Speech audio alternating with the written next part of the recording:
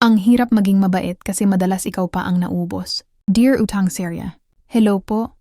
Nais ko lang sanang ibahagi ang aking kwento dahil wala na akong mapagsabihan. Hindi ko ma-open up sa pamilya ko at lalong-lalo na sa asawa ko. Pakitago po ang aking pagkakakilanlan. Ako ay isang babae, dating may savings at extra money, pero ngayoy puno na ng utang. Nag-umpisa ang lahat nang nagpautang ako ng kalahating milyon sa iba't ibang tao. Hanggang sa ako na ang walang hawak na pera dahil hindi sila nagbabayad. Nadala ako sa kanilang mga paawa. Hindi ko naisip ang mga posibleng mangyari. Isa akong agent sa casino. Malakas naman akong kumita roon. Doon ko naipon at nakapagpundar ng mga gamit.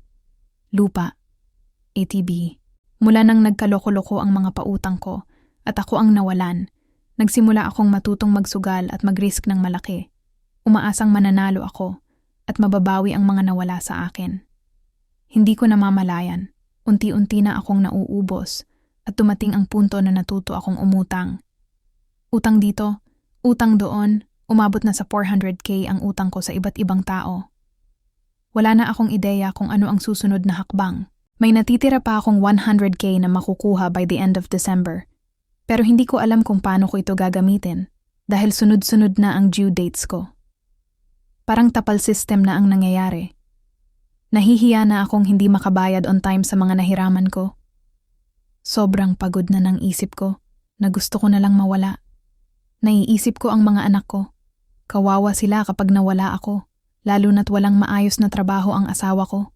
Sapat lang para sa pang-araw-araw na pagkain. Sana ay makakakuha ako ng payo sa inyo kung ano ang maaari kong gawin sa 100K na makukuha ko by December. Iniisip kong ipambayad na lang iyon sa mga utang ko. Pero baka maulit lang ang cycle ng tapal system. Talagang hindi ko na alam ang gagawin ko. Help me please.